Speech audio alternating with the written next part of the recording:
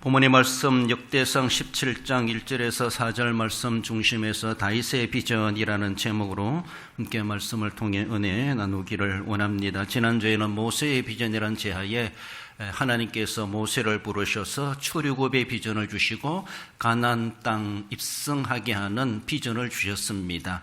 그 비전은 미션이 되어서 사명으로 모세는 감당해내야만 했고, 그 모든 출애굽과 가나안 땅에 들어가게 하시는 것은 아브라함과 이삭과 야곱을 통해서 언약하신 그 땅을 주시기로 약속한 언약의 근거에서 그 언약이 어쩜 실제적으로 성취되어가는 그런 모습으로도 비전을 주셨고 그 일을 이루어 가셨던 것을 봅니다. 오늘은 다윗을 생각해 볼 때 하나님이 다윗에게 준 비전이 무엇인가? 그래요. 그는 베들레헴 들녘에서 양을 치는 목동 출신입니다. 보잘것없는 그런 베들레헴 시골 사람이지만 하나님의 부름을 받고 나중에 이스라엘의 두 번째 왕이 되어서 하나님 앞에 아주 귀중하게 들어 쓰임받는 그런 왕으로서 성군으로서 가장 모델이 될 만한 그런 인물로 하나님 앞에 쓰임받게 된 것을 봅니다. 다윗은 하나님을 향한 비전을 가지고 있었습니다. 그러나 또 하나님은 다윗을 향하여 비전을 가지고 계셨다라고 볼 수가 있죠. 그렇습니다. 내가 하나님 일을 하려고 할 때 하나님은 또한 나를 향하여 뭔가 계획하시고 하시는 일이 있으시다라고 생각할 수 있습니다. 그래 우리가 하지 않아도 하나님이 모든 일을 다 창조로부터 해주셨고 구속해 주셨고 우리를 불러 구원받게 하신 하나님이 하신 일도 있었지만은 우리 이 땅의 그 은혜를 알고 내가 하나님을 기쁘시게 하기 위한 비전을 품고 일을 하려고 할 때 하나님은 또 어쩌면 창조와 구원과 그 이상의 다른 일들을 우리에게 또 우리 개인의 인생의 역사를 통해서 이루시고자 하신 하나님은 또 더 큰 비전을 우리에게 보여주시기도 하신다라는 것을 늘 생각하며 우리가 결코 하나님 앞에 사명을 감당하는 것 헛된 일이 아니라 하나님이 분명히 우리 인생 가운데 더 나아가서 우리의 후손에 이르기까지 하나님은 그것을 갚아주시듯이 수십 배 수백 배로 우리에게 도리어 은혜를 돌려주신 우리 하나님이심을 볼 수가 있습니다. 하나님 중심적인 삶을 살아갔던 다윗, 즉 하나님 즉 신앙 중심적인 삶을 살아갔던 다윗을 통해서 그 어떤 비전을 가졌는가, 또 그렇게 하나님 어떻게 그를 향하여 비전을 가지시고 이루어 가셨는가라고 하는 것을 함께 살펴봅니다. 다윗의 비전이란 제가 주시는 말씀 먼저는 하나님의 집을 건축할 비전을 그는 품게 됩니다. 1절에 보면은 나는 백향목궁에 거주하거늘 여호와의 언약궤는 휘장 아래에 있도다. 다윗의 마음에 무엇인가 감동되는 것이 있습니다. 눈으로 보는 것이 있었고 그 보물로 인하여서 주어지는 마음의 느낌, 그 마음속에 주어지는 감동, 뭔가 용솟음치는 것이 있었다라는 것이죠. 다윗이 이처럼 어쩌면 천막으로 된 하나님의 성막을 보면서 그 성막이 지성소요 성소요 하나님의 언약궤가 모셔져 있는 하나의 천막집입니다. 천막집입니다. 그것을 보면서 다윗은 심히도 안타까워했다, 그렇게 말씀하고 있습니다.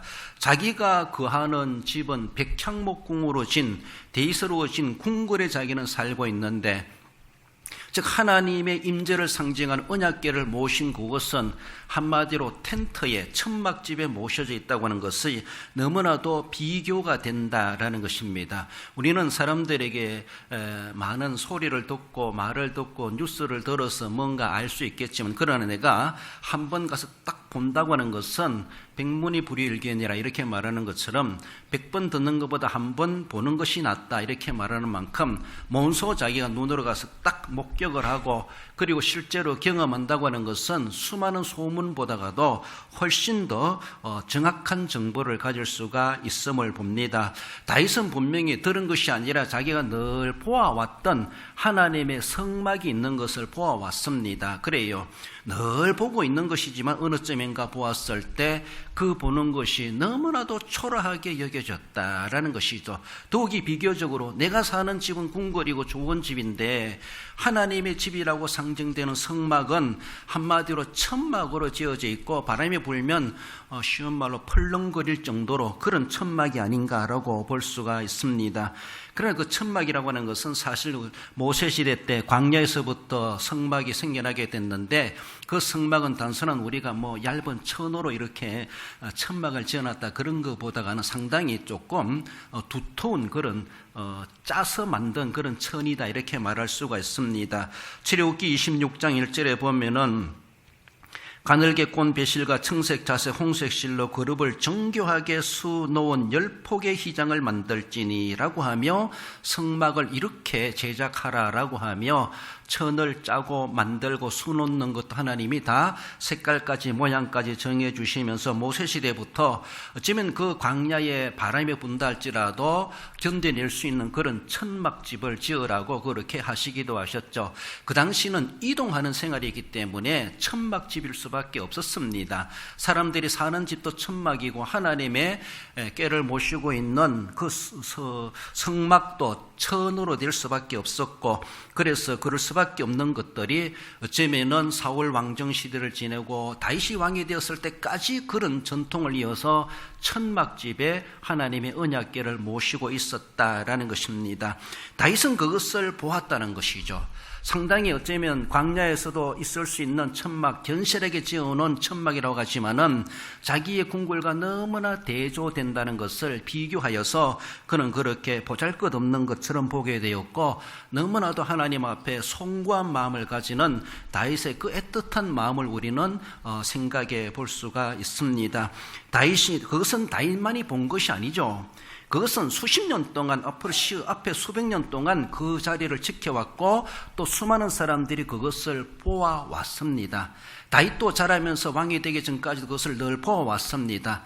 어느 점인가 그것을 보았을 때는 남다른 눈으로 볼 줄 알았던 다윗의 눈이 열리게 되었다라고 볼 수가 있습니다.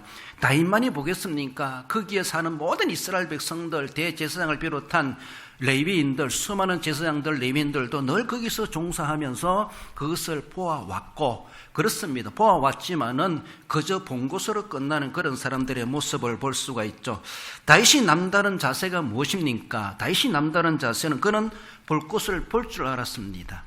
그리고 느낄 줄 알았습니다. 그 느낀 것을 행동으로 옮길 줄 알았다라는 것이 그래서 남다른 거예요. 본다고 하는 것은 이방인도 봅니다. 불신자도 봅니다. 아무런 상관없는 사람도 건물 좋네, 건물이 어떠네, 건물이 너무나 허술하네, 지나가면서도 누구든지 다 봅니다. 그 나라 국민이 아니라 할지라도, 그 교회 안 다니는 사람이라 할지라도 교회 건물은 다 봅니다. 교회 건물이 어떠한가? 나라 건물이 어떠한가? 지나가는 동네 건물이 어떠한가? 어떤 동네는 정말 참 아담하고 동네가 깨끗하다 이렇게 영상으로 보든지 어느 동네 들어가서 보면은 참 동네가 아름답고 참 색깔도 좋고 컬러풀하고 그리고 거리가 참 깨끗하다 이렇게 말을 하기도 하죠. 누구든지 나그네도 다 봅니다. 이건 누구나 다 보는데 느낌까지 못 가는 사람이 있어요. 그래 느끼는 사람이 있어요. 참 좋다, 깨끗하다, 이렇게 하니라 얼마나 공들였을까, 그렇게 하기도 하죠. 느낌이 있어요. 다윗도 보았고 느꼈어요. 느끼는데 좋게 느낀 것이 아니라 너무나도 안타깝게 느꼈다는 것이죠. 너무나도 주님 앞에, 하나님 앞에 죄송한 마음을 가지고 그것을 보았고 느꼈다는 겁니다. 너무나 하나님 앞에 송구스럽다라고 한 마음의 감정을 가질 수가 있었다는 것이죠. 사람들은 보면서도 그 감정을 갖지 못하는 사람들이 주변에 많은 사람이 많았습니다. 거기에 종사하는 제사장도 있고 레위인도 있습니다. 그러면서 다윗은 결단하게 되지요. 내가 하나님의 언약궤를 모실 성전을 지으리라. 이 궁궐만큼이나 아름답게 내가 지으리라 라고 하면서 그 마음을 결단하여서 하나님의 성전을 짓겠다고 하는, 하나님의 집을 짓겠다는 그 비전을 품게 되었다는 것이 남다르다는 것입니다. 그래요. 이것이 하나님 신 감동이 아니겠는가? 하나님 신 감동을 가지고 소멸하지 아니하고 그것을 실제적으로 의지적으로 감당해 가려고 하는 그 다윗의 남다른 자세를 우리는 발견하게 됩니다. 동일하게 신앙생활하고 동일한 교회를 다니고 함께 직분자로 교회를 섬겨가면서도 늘 보고 늘 매주마다 보고 매일마다 본다 하면서도 그 보는 것을 그저 보는 것으로 끝내는 그런 분들이 있는가 하면은 늘 와서 보면서도 볼 때마다 뭔가 허전하고 안타깝고 아쉬운 마음을 가지고 거기에 대해서 무엇을 할 수 있을까 할 거리를 찾는 사람도 있기도 합니다. 그래요.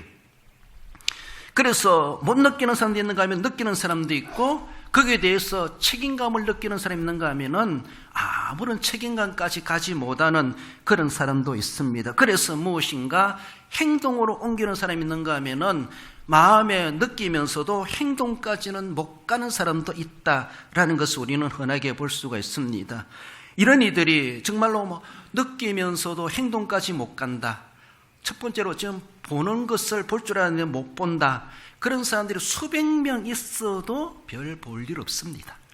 뭔가 마음에 느낌이 있어요. 느낌이 있지만은 느끼지 못하는 사람들이 수백 명 있어도 사실은 별 발전이 없습니다. 그래도 느끼고 있어요. 느끼고 있지만 뭔가 행동으로 옮길 줄 모른다. 느낌으로는 끝난다라고 하는 것은 그런 사람들이 수백 명 있어도 교회가 내외적으로 변화된다고 하는 것은 그렇게 기대할 수가 없습니다. 그러나 뭔가 보았습니다. 느꼈습니다. 그것을 또한 행동으로 옮길 줄 아는 것, 크든 작든 많든 적든 하나님께서 주신 지정의 전인격적으로 내가 그게 몸으로 헌신할 수 있다고 하는 것이 소수라 할지라도 그런 사람이 있을 때 교회는 변화되어져 있고 달라지게 되어져 있고 날마다 긍정적인 발전을 이루어가는 그런 공동체가 될 수가 있다라는 겁니다. 나라도 그러합니다. 동네도 그러합니다. 지역도 그러합니다. 우리 교회 공동체도 그러합니다. 우리 가정도 그러합니다. 우리 개인도 마찬가지라요. 뭔가 느끼고 거기에 대해서 행동으로 옮길 줄 알고 실천할 줄 아는 것이 너무나 중요한데 다윗은 그래도 그 세 가지를 다 갖추었다는 것이죠. 하겠다라는 것이죠. 그래요. 그러면서 그런 의지를 가졌고 그런 꿈을 가졌고 그것을 내가 하리라 라고 하나님신 그 감동을 소멸하지 아니하고 그저 본 것으로만 끝나지 않고 느낀 것으로 끝나지 아니하고 행동으로 옮기려고 하는 그런 찰나에 놓여져 있는 것을 볼 수가 있죠. 그렇습니다. 이런 사람들이 많아야 되죠. 그러면 교회는 안과 밖으로 영과 육으로 교회는 발전하고 성장하게 되어져 있습니다. 우리가 앉아있지만 사실 앉아있는 자리보다 빈자리가 더 많구나라고 하는 것을 늘 가슴 아프게 느낍니다. 그렇잖아요? 이 자리를 어떻게 빈자리를 채울 것인가, 그리고 힘들어하는 성도를 어떻게 도울 것인가, 병들어하는 성도를 어떻게 할 것인가, 어쩌면 쉬운 말로 기도라도 늘 하나님 앞에 세마들을 기도하게 되고 어떻게 하면은 문제를 해결해 갈 수 있고 이런 아픔과 이런 아쉬움을 해결해 갈 것인가 마음에 늘 애통해하고 가슴 아파하고 마음 저리하며 그렇게 애달바하면서 하나님 앞에 눈물로 기도하게 되고 헌금하게 되고 손으로 봉사하게 되고 어떻게 하면 내가 그것을 채워드릴까, 내가 보는 만큼 하나님도 그것을 너무나도 아쉽게 보고 있다는 것이죠. 내가 보는 만큼 하나님도 그렇게 허전하게 보고 계시는 하나님이시라는 것이죠. 내가 뭔가 할 일을 찾기 전에 먼저 하나님 이미 할 일을 다 알고 계신 하나님이십니다. 그 일을 누가 할 것인가, 그것을 누가 느낄 것인가, 그것을 누가 볼 것인가, 하나님 눈을 가지고 하나님의 나라를 보고 하나님의 마음을 가지고 하나님의 교회를 보고 하나님이 하실 일들을 두고 보고 계시는데 그 일들을 누가 할 것인가, 내가 여기 있나이다 나를 쓰시옵소서 할 자가 누구인가. 하나님은 그렇게 기다리고 계시는 하나님, 어쩌면 다윗을 하나님은 보셔서 그렇게 기뻐하지 않으셨겠는가 그런 생각이 듭니다. 그래요. 하나님께 감동된 사람들이 많다고 하는 것이 얼마나 귀한지 몰라요. 광야시대 이스라엘 백성들 하나님께서 십계명을 계시하시고 뿐만 아니라 성막제도를 주어 성막을 지어라라고 했을 때, 모세가 선포했을 때 많은 사람들이 자기들이 가지고 있는 감동된 사람들이 헌물을 가지고 왔습니다. 하나님 앞에 예물을 가지고 왔을 때 출애굽기 36장 5절에 보면은 자언하여 가지고 온 예물이 너무나 많았다. 이제 그만 가지고 오너라. 이렇게 말릴 정도로 사람들이 자원에서 물건을 가지고 왔다. 그래서 하나님의 성막을 짓는 기구라든가 제사장 옷을 만드는 것이라든가 뿐만 아니라 자신의 기술과 몸으로 헌신하는 그런 올리아 버사렐 같은 그런 사람들도 있었던 것을 보죠. 이런 전통들이 신앙심에 의하여서 하나님의 중심적인 삶을 살아가는 사람들의 인격을 통해서 늘 이루어져 갔고, 신약시대 가서도 초대 예루살렘 교회를 보세요. 사도행전 4장 32절에 보면은 모든 물건을 서로 통용하고 자기 재물을 자기 것이라 하는 이가 하나도 없더라. 우리 주변에 굶주린 사람들이 있고 구제할 사람들이 있고 가난한 가부들이 있고 사회적 약자가 있는데 그들을 우리가 도와야 된다는 것이죠. 위에서 기도도 하고 교제도 나누고 떡을 떼기도 하면서도 자신의 물건을 더 나가서는 땅을 팔아서라도 가지고 와가지고 이웃을 돕고자 하는 그런 마음들은 구약시대나 신약시대나 오늘의 이 시대까지 하나님의 영에 감동된 사람은 그렇게 헌신하더라라는 것입니다. 어쩌면 다윗의 비전이 무엇입니까? 하나님이 준 그 감동을 받아서 하나님의 집을 바라보면서 하나님의 집을 내가 지어드리겠습니다. 이렇게 자신이 이렇게 헌신을 결단하고 비전을 가졌던 것을 볼 수가 있습니다. 이런 감동을 우리는 가질 수 있어야 될 것이다 라는 것이죠. 다윗의 비전이 무엇입니까? 두 번째는 하나님의 기쁨을 향한 그의 보람된 일들을 꾸며가는 것입니다. 2절에 보면은 나단이 다윗에게 아뢰되 하나님이 왕과 함께 계시니 마음에 있는 바를 모두 행하소서. 하나님의 감동된 하나님이 왕과 함께 계시니 하나님이 감동 주신 것입니다.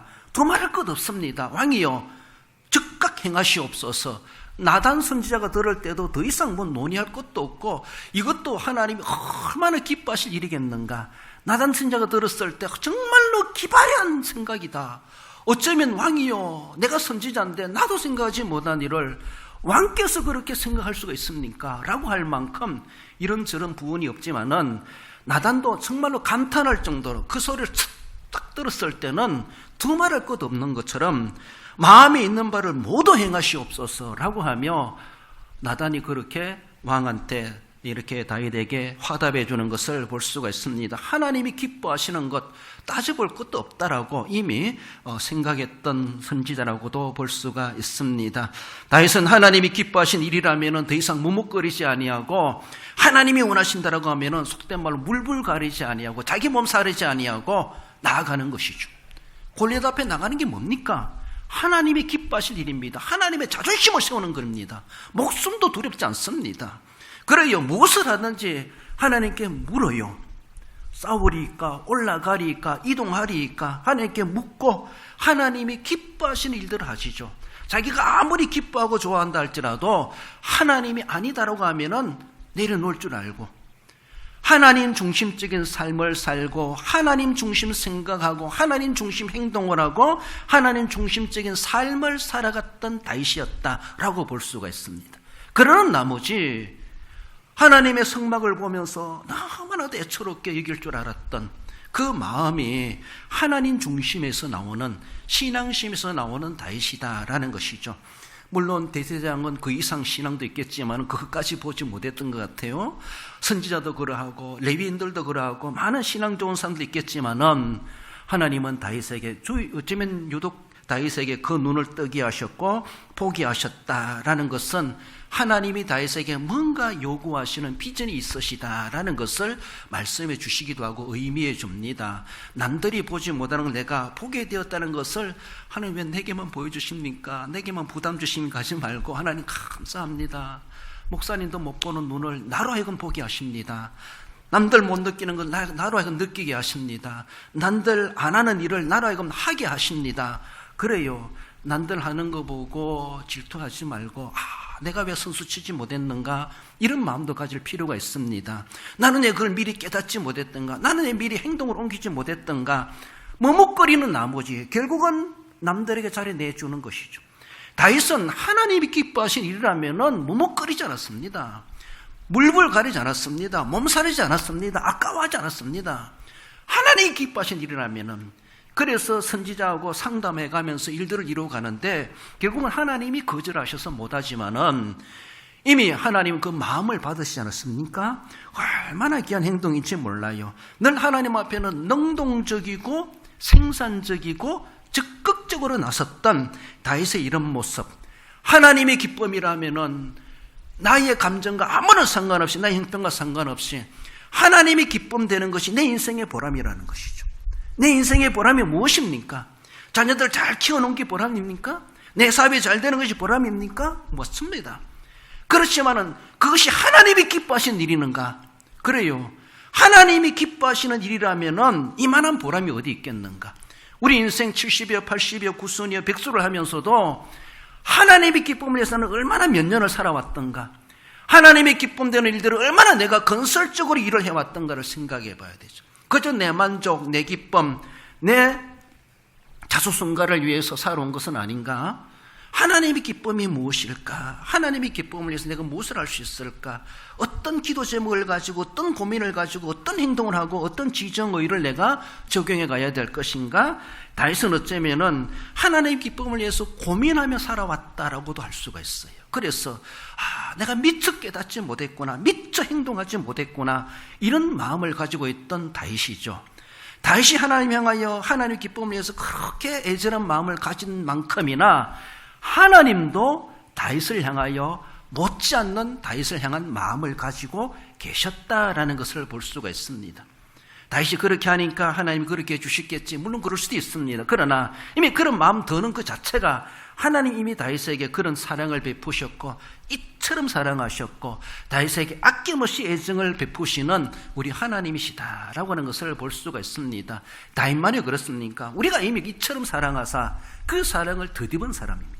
우리 하나님 앞에 일반적인 사랑을, 엄청난 사랑을 받았음에도 불구하고 우리 하나님의 사랑을 갚으려고 하는, 하나님의 기쁨을 위해서 내가 하나님의 사랑의 고백 있는 삶을 어떻게 살아가고 있는가를 우리는 받기만 했지 얼마나 하나님 앞에 give and take, 드리고자 하는 삶을 살아왔던가를 우리는 생각해 봐야 됩니다. 그렇게 하나님을 사랑하고 하나님의 기쁨을 원하면서 살아가고자 하는 그 인생관을 가지고 있는 다윗을 향하여 하나님은 그는 내 종이다 이렇게 말씀하십니다. 그래요. 시편 89편 20절에 보면은 내가 내 종 다윗을 찾아내어 나의 거룩한 기름을 그에게 부었도다. 하나님이 다윗을 내 종이다 이렇게 말합니다. 예레미야 33장 22절에서도 내 종 다윗의 자손과 나를 섬기는 레위인을 번성하게 하리라 하시니라. 이것만이 아니죠. 내 종이란 말 찾아보면은 다윗을 두고 내 종이다 라고 하며 하나님께서 어느 누구에게도 내줄 수 없는 귀한 보배와 같이 여기는 하나님이 다윗을 그렇게 소중하게 여겨주시는 것을 볼 수가 있죠. 어쩌면은 다윗이 하나님을 기쁘시게 하는 일들을 찾아 하는 것처럼 하나님께서도 다윗을 위해서 아무것도 아끼지 아니하고 다 베풀어 주시고자 하시는 하나님의 크고 넓으신 은혜를 다윗에게 다 내어주시는 그런 모습을 볼 수가 있습니다. 이런 인생을 살아가는 것이 얼마나 아름답습니까?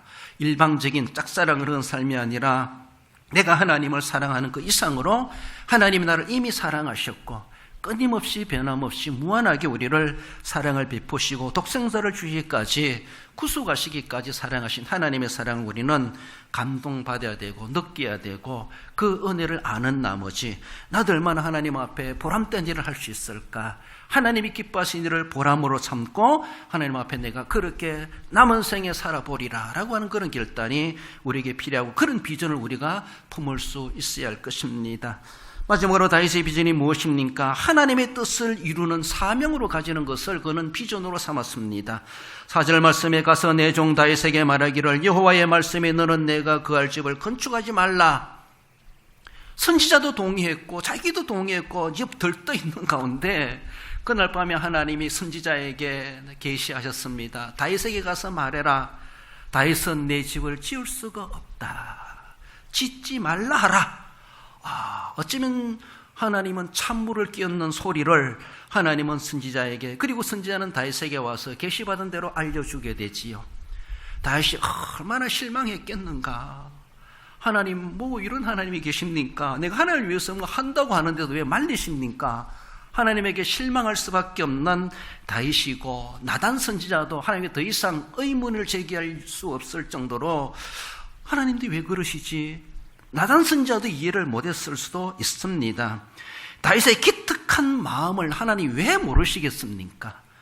남들도 다 보고 알고 있지만 아무도 그런 생각 못하고 있는 것을 다윗이 그런 생각을 하고 그런 결단을 하고 있는 것을 하나님 왜 모르시겠습니까? 하나님도 참 너가 기특하구나. 어쩌면 너 같은 자가 어디 있겠느냐라고 할 만큼 하나님도 다윗을 그렇게 소중하게 여기셨지만 결론적인 모습에서는 막으셨습니다. 성전 건축을 금하시면서 아들에 대해 가서 너의 원하는 성전을 짓게 해주마 라고 하며 12절 말씀이죠. 하나님께서는 다윗에겐 직접 손대지 못하게 하시고 그의 아들이 왕이 되었을 때 하나님의 성전을 지을 수 있도록 하나님이 허락하시겠다, 그리고 짓도록 하겠다 약속해 주셨습니다. 그러시면서 스스비하는 다윗을 향하여서 하나님의 비전을 다윗에게 알려줍니다. 다윗은 하나님의 성전을 지으려고 하는 고작 그것이 헌신이고 비전이었다면은 하나님은 그것도 대단하지만은 하나님은 다윗을 향한 비전이 있었습니다. 다윗을 향하여 너는 성전 짓는 비전으로 끝날 인생이 아니야. 너는 그보다 수백 배 수만 배 엄청 큰 비전을 나는 너를 향하여 가지고 있어. 하나님 그것을 알려주고자 이것을 막으신 거예요. 그래요. 일반적으로 육신적으로 보면 너무나 서운합니다. 하나님 왜 그렇습니까? 하려고 하는 걸 왜 막습니까? 막을 수가 있어요. 그렇죠? 여러분들이 누가 이 성전을 제가 지어드리겠습니다 한다 할지라도 당회가 막을 수가 있어요. 왜? 그만큼 필요하지 않으니까. 더 나아가서는 도리어 그것이 어떤 후유증이 있을 수 있을까? 그분의 사정과 일들에 대해서도 수위를 조정할 수도 있고 허락과 그리고 불가할 수도 있죠. 그런 것들이 내가 뭔가 헌신한다고 해서 무작정 된다라기보다 진짜 하나님이 원하시는 것이 무엇일까? 공동체를 위하여서, 공예를 위해서, 하나님의 나라를 위해서 무엇을 위한 것인가? 엄청 크게 뭔가 드린다고 해서 드리는 것이 아니라 진짜 하나님의 뜻이 무엇인가를 찾아가는 것이 더욱더 우선순위다라는 것을 볼 수가 있습니다. 하나님의 뜻이 무엇인가? 다윗을 향하여서 하나님의 뜻은 성전 짓는 것은 고작 그것이라는 겁니다. 하나님이 보실 때는 그건 엄청난 일이고 솔로몬의 대업에 의해서 공력이 되지만은 하나님께서는 성전 짓는 것은 그거는 눈꼽만한 일밖에 아니다. 다윗에게 너 비전 그것밖에 안 되느냐? 내가 너에게 비전을 심어주마. 이것을 위하여서 하나님은 성전 짓는 것을 거부하셨습니다. 이미 그는 성전 지어 바친 거나 마찬가지로 하나님 이미 다 받으셨다고 볼 수가 있습니다. 그래요. 에스겔서 37장 24절에 보면은 내 종 다윗이 그들의 왕이 되리니 그들 모두에게 한 목자가 있을 것이라 라고 하며 너는 단순히 이스라엘의 유대인의 왕으로 끝날 왕이 아니야. 너는 만왕의 왕 중의 왕을 예표하는 왕이야. 나는 너를 그렇게 삼아요. 너는 그런 왕의 비전이 있어. 하나님은 다윗에게 그 비전을 심어주시는 것이죠. 그렇습니다. 하나님이 다윗을 향하신 비전이 무엇입니까? 하나님의 뜻이 무엇입니까? 하나님이 다윗을 향하여서 뭔가 이루고 싶어 하시는 일이 무엇입니까? 그것은 이스라엘의 왕으로 국한되는 다윗이 아니라 그는 메시아의 왕권을 예표하는 왕이 되어야 된다. 너는 이스라엘의 왕국만 세우는 그런 왕이 아니고 성전만 지는 그런 왕이 아니라 그것도 대단한 일이고 아무나 할 수 없는 일이지만은 하나님은 다윗을 향하여서는 메시아를 예표하는 왕이 되어야 될 것이고 메시아의 나라를 세우는 왕이 되어야 될 것이다. 왕국을 세워가는 예표되는 인물이다라는 겁니다. 하나님께서 다윗을 향하여 이루시고자 하시는 것은 엄청난 큰 비전이라고 하는 것을 보여주십니다. 그래서라도 사도행전 13장 22절에 바울은 그렇게 말씀하죠. 사도는 내가 이새의 아들 다윗을 만나니 내 마음에 맞는 사람이라 내 뜻을 다 이루리라 하시더니 하나님의 마음에 맞는 사람이라 내 뜻을 다 이루게 하리라. 하나님은 다윗을 그 옛날 고대의 다윗을 만나시면서 내 뜻을 다 이루게 하리라. 하나님이 뭔가 속 깊이 내 뜻, 하나님의 뜻을 품고 계셨습니다. 이 뜻을 누구를 통해서 이루게 할 것인가? 사울을 경험해 보니까 아니었습니다. 그래요. 그러나 목동 다윗을 하나님은 발견하시면 내가 그에게 기름을 부었느니라고 말씀하시는 것처럼 어린 다윗을 만나시면서 철부지한 다윗, 정말 아직도 미숙한 다윗이지만은 하나님 그를 보시면서 내 뜻을 다 이루게 하리라. 하나님이 그에게 엄청난 비전을 품고 계셨고 그가 그 오기를 기다리고 계셨고 그가 이스라엘의 왕이 되기를 하나님은 기다리셨다라고 볼 수가 있습니다. 하나님의 비전, 나는 이런 비전을 가지고 있지만 이것도 엄청난 비전이고 남들이 함부로 가질 수 없고 함부로 결단할 수 없고 함부로 서원할 수 없는 그런 비전이지만은 하나님은 우리를 향하여 내가 가진 이 비전보다가도 수백 배, 수만 배, 수천 배 더 큰 하나님의 놀라운 복을 하나님은 나를 향하여 계획하고 계시다라고 하는 것이 하나님과 우리와 너무나 천양지차가 난다는 것입니다. 우리가 뭔가 헌신했다고 헌신한 걸 티낼 거 뭐 있습니까? 하나님 우리를 위해서 하신 일을 생각해 보면은 항공합니다. 마땅히 할 일을 한 것뿐입니다. 이만하기도 미안합니다. 사실은 그렇잖아요. 그래요. 하나님이 그렇게 그것을 보여 그렇게 다윗이 헌신을 결단했을 때 하나님은 다윗의 언약을 주시지 않습니까? 하나님이 그에게 너희의 왕국은 영원할 것이야. 물론 그 왕국이 육신적으로 영원하다는 것이 아니라 그의 후손들이 왕국을 이어가지만은 중요한 것은 너의 씨로 말미암아 메시아를 보낼 것이야. 이걸 하나님 말씀하십니다. 그리스도의 왕국, 하나님의 왕국에 예표되는 다윗의 왕국이 되게 하고 너로 하여금 메시아가 이 땅에 태어나는 것이죠. 본문에서 내 뜻을 다 이루리라. 이 뜻이 무엇입니까? 그것은 메시아를 이 땅에 그 씨로 말미암아 오게 할 뿐만 아니라 너는 메시아의 조상이 되고 그리고 하나님의 나라, 메시아를 세우게 되는 너는 그런 조상이 될 거야. 너는 그런 씨가 될 거야. 너는 종자가 될 거야. 하나님은 그런 놀라운 뜻을 다윗에게 그 비전을 심어주고 계셨다라는 겁니다. 그렇습니다. 그리고 후손으로 말미암아 예수 그리스도가 태어나지 않습니까? 그가 오시는 것은 이처럼 사랑하사 독생자를 주셨으니 베들레헴 다윗의 가문에 태어나게 하심으로 약속들이 이 땅에 오셨고 우리를 위해서 모든 구속의 사역을 이루시고 다윗뿐만 아니라 그를 믿는 모든 사람들이 믿어 구원받고 하나님의 나라 메시아의 왕국에 시민권을 획득하게 되고 그 나라를 기업으로 받을 하나님의 자녀가 되게 하시는 놀라운 그 원리를 다윗으로부터 이미 시작하시겠다. 물론 하나 이 계획은 창세전에 계획하셨지만은 아브라함과 이삭과 야곱을 통해서 흘러왔고 그것을 좀 더 가시적인 계시를 다윗 시대에 그것을 보여주시면서 실제적으로 많은 유다 지파의 혈통들이 있지만 이새의 아들 다윗을 통해서 다윗의 아들들을 통해서 하나님은 그 후손을 통해서 메시아를 보내주시겠다. 그래서 유다 지파 다윗의 후손으로 예수님께서 이 땅에 오셨고 하나님의 보내심을 받아 오셔서 모든 하나님의 뜻을 이루시는 예수님이 오셔도 예수님의 뜻이 따로 있는 것이 아니라 아버지의 뜻을 받들어 오셨고 뜻을 이루시는 생애를 살아오셨고 아버지의 뜻을 이루기 위해서 십자가 지는 걸 마다하지 아니하시고 죽기까지 복종하신 우리 주님이십니다. 내 뜻을 이루게 하리라. 바로 이 뜻입니다. 이 뜻을 이루게 하는 것은 다윗의 혈통을 통해서 이루게 하시겠다. 다윗에게도 내 뜻을 다 이루게 하리라 하고 말씀하신 것처럼 그 뜻은 실제적으로 메시아 예수님을 이 땅에 그 혈통을 통해서 보내셨고 예수님이 십자가로 말미암아 우리의 모든 구속의 사역의 원리를 내가 다 이루었다. 예수님이 다 이루시는 이것을 다윗을 통해서 하나님은 다 보셨습니다. 원근통시법이라고 다윗을 보면서 먼 산을 앞산과 먼 산을 동시에 보는 것처럼 그렇습니다. 다윗을 보시면서 다윗 속에 예수 그리스도를 내다보신 것이죠. 다윗을 통해서 하나님의 뜻을 이루신다고 하는 것은 예수 그리스도를 통해서 하나님의 택한 백성들의 구속을 다 이루시는 것을 다윗을 통해서 이미 다 보고 계셨다는 것이죠.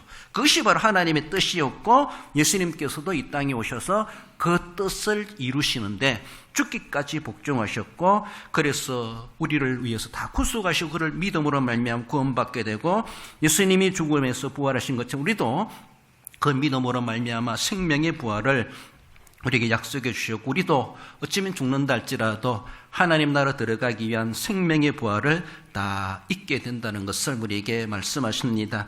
요한복음 6장 40절에서도 내 아버지의 뜻은 아들을 보고 믿는 자마다 영생을 얻는 이것이니 그렇습니다. 우리 아버지 하나님의 그 하나의 뜻을 이야기한다라면은 많은 뜻이 있겠죠. 한 가지 뜻이라면 가장 우선된 뜻은 아들을 보고 믿으라. 아들을 보고 너희들이 영생 얻는 것이 하나님 아버지의 그렇게 속 깊은 애달바하고 안쓰러워하고 안타까워하는 다윗이 성막을 보면서 안타까워하는 그 이상으로 하나님 이 죄인들을 보시면서 그렇게 안타까워하십니다. 저들을 어떻게 구원할 것인가? 저들을 위해서 무엇을 내가 지어야 할 것인가? 저들을 위해서 내가 무엇을 해야 할 것인가?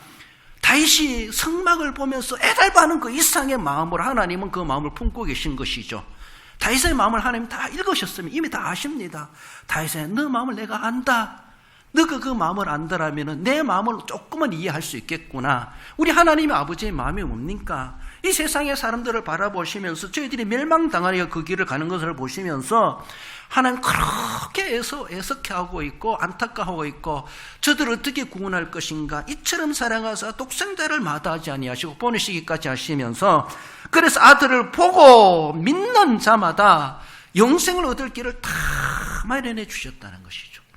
우리를 그렇게 불쌍히 여기시는 나머지, 우리를 그렇게 애달바시는 나머지 하나님께서 그 사역을, 구속의 사역을 다 완성해 주셨습니다. 감사하게도 그 은혜로 말미암아 값없이 거저 주신 은혜로 우리가 예수님을 믿어 그 나라를 소망하며 영생을 향하여 믿음의 다른 박질에 가고 있으니 너무나 감사한 일이고, 그렇다면 이 은혜 우리는 이미 받은 자로서 내가 어떤 비전을 가지고 하나님 앞에 그 은혜 갚아가는 그런 삶을 살아갈 것인가, 적어나마 보답하고자 하는 그런 자세로 주님의 마음을 품고 그 비전을 품고 주님이 기뻐하시는 대로 우리가 하나님의 뜻을 이루는데 적어나마 일조해가는 그런 헌신해가는 비전과 사명을 발견해 가야 할 것입니다. 다윗은 그렇게 하는 마음을 가졌고 그렇게 비전을 품고 하나님 앞에 섬겼다라는 것을 말씀하십니다. 말씀을 맺습니다. 우리 성도 여러분, 다윗의 비전이 무엇입니까? 성전 건축에 대한 감동의 비전이 있었습니다.